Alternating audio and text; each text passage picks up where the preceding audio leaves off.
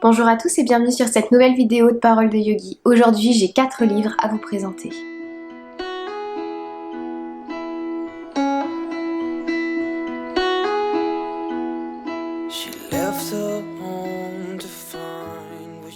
On va commencer avec les formats de poche et mon livre préféré de tous les temps, je crois.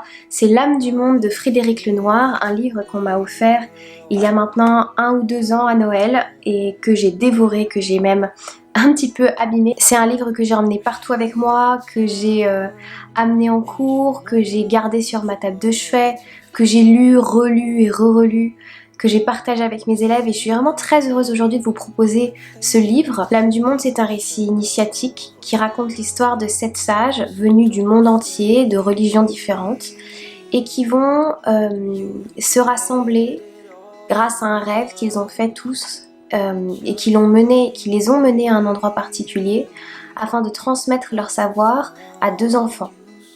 Et d'en faire de tout leur savoir et de toutes les particularités de leur sagesse respective une sagesse commune, voir ce qui les relie et non pas ce qui les différencie. Dans cet écrit, il y a beaucoup de contes et ça m'a ouvert tout un pan de créativité, ça m'a appris énormément et j'ai adoré raconter tous ces contes à mes élèves.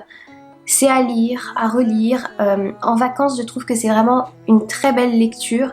Donc n'hésitez pas à le faire, vous allez apprendre énormément de choses. C'est pas dogmatique, c'est magnifique. Ça prône la tolérance, l'amour, de belles valeurs.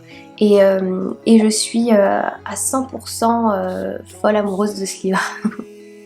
Un incontournable du développement personnel et qui le restera certainement à vie pour moi, c'est Les 4 accords Toltec de Don Miguel Ruiz. Ce livre, j'ai découvert quand j'avais peut-être 19 ou 20 ans et j'étais peut-être pas prête à le lire la première fois, donc je l'ai relu une 2e fois l'année dernière. Et pareil, c'est comme un code de conduite en fait. Et il y a beaucoup de... en tout cas, il y a une de ces affirmations que j'aime énormément et qui me guide beaucoup. Et je pense qu'au fur et à mesure, il faut le relire pour pouvoir intégrer progressivement les autres. Et d'ailleurs, c'est marqué sur la 4e de couverture. Don Miguel Ruiz dit: à chaque fois que vous le lisez, ce n'est pas le livre qui a changé, mais vous. Et c'est exactement ça en fait. Vous allez le lire certainement à un moment donné où vous aurez besoin de ces enseignements pour aller creuser encore plus et comprendre encore plus de choses. C'est un livre magnifique à lire, à relire. C'est pas une histoire, c'est vraiment une manière de décortiquer un petit peu les comportements qui sont néfastes pour nous et pour les autres et qui nous emmènent dans un cercle vicieux de négativité et de mauvaises ondes et de violence aussi. Donc je trouve que c'est un livre qui va très bien avec Ahimsa, le fait pour les yogis de ne pas être violent, ça fait partie de la philosophie yogique. Ahimsa, ça veut dire non-violence envers soi, envers les animaux, envers les autres. Et ce livre, ça fait vraiment partie de l'éducation à Ahimsa pour moi. Même si ça vient d'une toute autre culture, c'est vraiment très intéressant de voir un petit peu comme dans l'âme du monde à quel point les choses se ressemblent et se rassemblent facilement parce qu'il y a dans toutes les traditions une idée commune de non-violence, d'amour, etc. Que ça vienne d'une religion, que ça vienne d'une spiritualité ou d'un mode de vie. Au final, on aspire tous à la même chose et il y a des chemins dérobés pour y aller. Autre livre, c'est le livre de Laura Malina Seller, À moi le bonheur, l'art de rayonner de l'intérieur. J'ai été appelée par ce livre au moment où je l'ai trouvé dans les rayons et bon, déjà ça m'a plu parce qu'elle s'appelait Laura, mais au-delà de ça, il me semble aussi qu'elle a un podcast. Elle est allemande et son récit, sa manière d'expliquer les choses me touche beaucoup. C'est-à-dire que vous allez avoir un mélange de récits de sa vie et de clés concrètes pour avancer dans votre vie, pour vous approprier votre vie.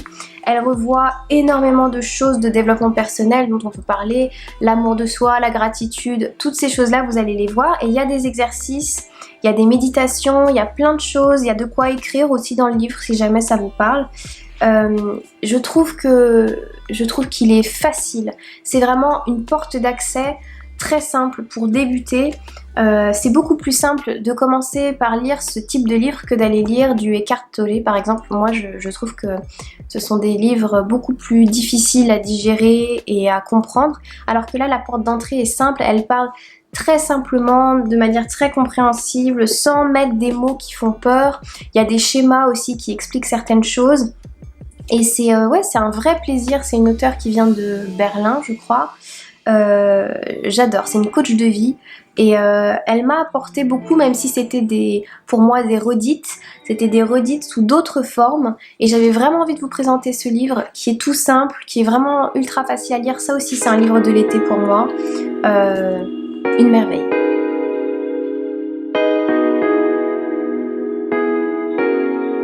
Et voilà un autre livre que j'aime tout autant, c'est le dernier, c'est Transmettre. C'est un livre collaboratif, hein, il y a beaucoup d'écrivains différents. Céline Alvarez qui a travaillé avec des enfants, Catherine Guéguen aussi qui travaille avec des enfants et qui travaille aussi sur tout ce qui est neurosciences il me semble. Christophe André qu'on ne présente plus sur la méditation. Frédéric Lenoir, donc celui qui a écrit L'âme du monde, participe à ce livre et j'ai adoré. Vous avez un autre Frédéric, vous avez Frédéric Lopez, le présentateur télé, Mathieu Ricard. Vous avez beaucoup de personnes qui vous transmettent leur vision de la transmission et c'est absolument passionnant. C'est inspirant parce que chaque parcours est différent. Ça permet de se rendre compte des motifs qui nous amènent à être dans la transmission et pourquoi ça nous passionne autant et pourquoi ça fait partie de notre chemin de vie, pourquoi ça fait partie de nos missions et des missions qu'on s'est données. Moi, ça m'a ramené à me poser des questions. Pourquoi je veux transmettre le yoga? Pourquoi je veux transmettre le yoga par un podcast? Ça permet de se poser des questions par rapport à ses intentions et par rapport à ses motivations, en fait, tout simplement sur l'idée de transmission et pourquoi ça nous touche autant de transmettre.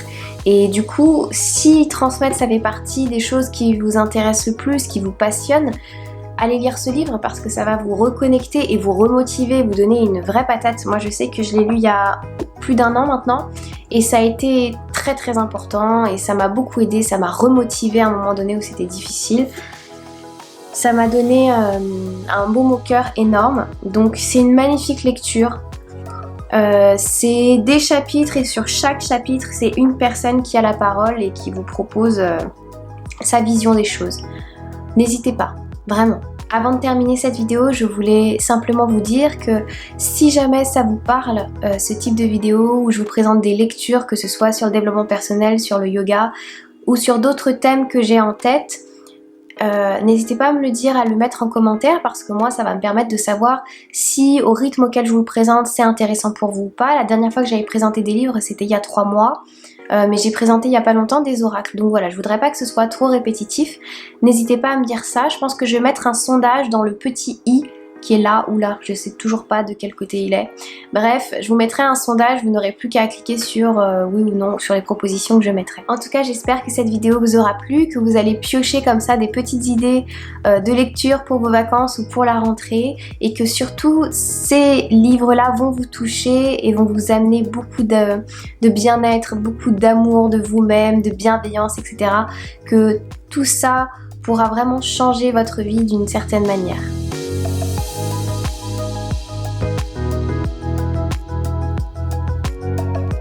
Je vous remercie pour votre soutien et votre attention.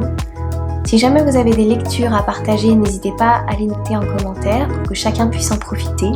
De même, si vous trouvez cette vidéo utile, n'hésitez pas à la partager autour de vous. Et sur ce, je vous embrasse. Je vous remercie chaleureusement. Namasté.